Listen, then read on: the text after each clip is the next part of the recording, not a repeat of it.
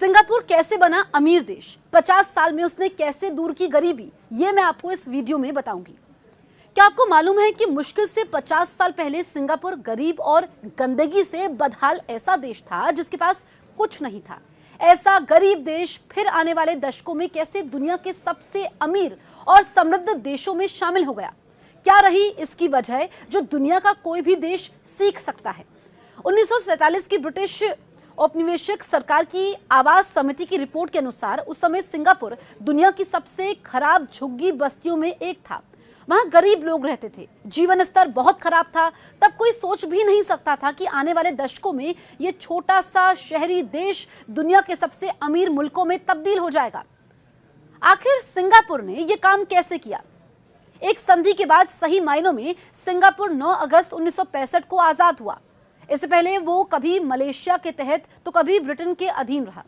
यहां तक कि 1959 में उसे ब्रिटेन ने सीमित तौर पर शासन तो दिया, लेकिन आजादी नहीं दी, बल्कि वो तब भी उसके रक्षा और विदेश से संबंधित मामलों को ब्रिटेन ही कंट्रोल करता था। पूरी तरीके से वो 1965 में जब आजाद हुआ तब भी उसके पास तेल, कोयला या गैस जैसे महत्वपूर्ण प्राकृतिक संसाधन नहीं थे। सिंगापुर एक छोटा सा भूखंड था जो अब भी है। ये पूर्व से पश्चिम तक 50 किलोमीटर और उत्तर से दक्षिण तक 27 किलोमीटर तक फैला हुआ है। निर्णायक क्षण वो भी था जब सिंगापुर एक स्वतंत्र राष्ट्र बना और स्वर्गीय ली कुआन यू पीएम बने। आज सिंगापुर की कहानी गरीबी से अमीरी की कहानी है। आधुनिक सिंगापुर अच्छी तरीके से संवारा हुआ, साफ सुथरा, हरियाली से भरा हुआ है। अमीरी इसके हर कोने में झलकती थी। सिंगापुर का सकल घरेलू उत्पाद पिछले 20 वर्षों में 295.8% बढ़ा है।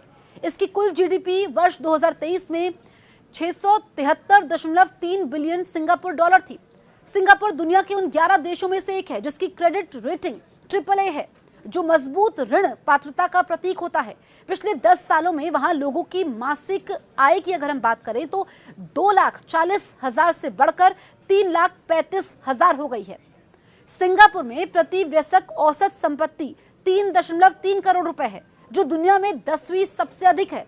रिपोर्ट के अनुसार यहाँ 3,32,491 करोड़पति हैं, जिनमें से 78 की संपत्ति आधे बिलियन डॉलर से ज्यादा है। आखिर सिंगापुर एक देश के रूप में इतना समृद्ध क्यों है। सिंगापुर की सफलता कई छोटे छोटे निर्णयों पर आधारित भी रही है। एक गरीब देश से दुनिया के सबसे धनी देशों में सबसे बड़ी वजह हमेशा इसके दूरदर्शी नेतृत्व को दिया जाएगा। सिंगापुर के पहले पीएम ली कुआन यू ने जिस तरीके से देश की अगुवाई की और देश को आगे लेकर के गए, वहां पर नीतियां बनाई, उन्हें लागू किया, सबसे खास बात यह बन गई उनका व्यवहारिक शासन, आर्थिक विकास, भ्रष्टाचार विरोधी उपायों और निवेश के लिए एक स्थिर वातावरण बनाने पर केंद्रित था। रणनीतिक तौर पर प्रमुख शिपिंग मार्गों पर सिंगापुर की स्थिति ने इसे और ज्यादा महत्वपूर्ण व्यापारिक केंद्र बना दिया, जो अंतर्राष्ट्रीय व्यापार को सुविधाजनक बनाता है, दुनिया भर में व्यवसायों को आकर्षित करता है। सिंगापुर ने शिक्षा में भारी निवेश किया, जिससे अत्यधिक कुशल और अनुकूल वर्कफोर्स तैयार हुई। इसकी वजह से विदेशी कंपनियां यहां ज्यादा आकर्षित हुई। व्यापार के अनुकूल वातावरण ने भी सिंगापुर के भाग्य को बदला, क्योंकि यहाँ कम कॉर्पोरेट कर की दर काफी कम है और नौकरशाही काफी कुशल होने के साथ तेजी से फैसले होने वाली, जिसने देश को लगातार व्यापार करने के लिए सबसे आसान स्थानों में बना दिया। सिंगापुर का बुनियादी ढांचा बहुत मजबूत है। सरकार ने विश्व स्तरीय परिवहन, दूरसंचार और रसद प्रणालियों में खास निवेश करके इसे बहुत बेहतर बना दिया है। ये बात सही है कि शुरू में सिंगापुर विदेशी निवेश पर बहुत ज्यादा निर्भर था, लेकिन फिर वित्त, प्रौद्योगिकी और सर्विस सेक्टर में विविधता लाकर उसने अपनी सफलता की कहानी लिखनी शुरू कर दी।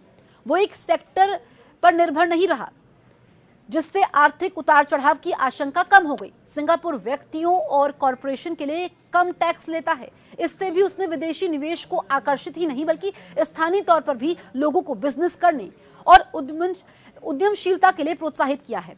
अपने आर्थिक विकास का समर्थन करने के लिए सिंगापुर ने कई सारी नीतियों को लागू किया, यानी विदेश से लोग वहां आसानी से आकर नौकरी कर सकते हैं। रह सकते हैं, उनका सिस्टम उनके लिए हर कदम पर अनुकूल साबित होता है। उन्हें हेल्थ से लेकर एजुकेशन की सारी सुविधाएं मिलती हैं। दुनिया भर से जब बेहतर एक्सपर्ट और प्रोफेशनल उनके पास पहुंचते हैं तो उनके टैलेंट का उपयोग होता है और वहां पर देश में समृद्धि आती है। टैलेंट पूल भी होता है। सिंगापुर का राजनीतिक माहौल काफी स्थिर है, जिससे सरकार स्थिर रहती है। भ्रष्टाचार मुक्त शासन निवेशकों और व्यवसायों के बीच विश्वास को बढ़ाता है। इससे आर्थिक विकास और सामाजिक स्थिरता में योगदान मिला है।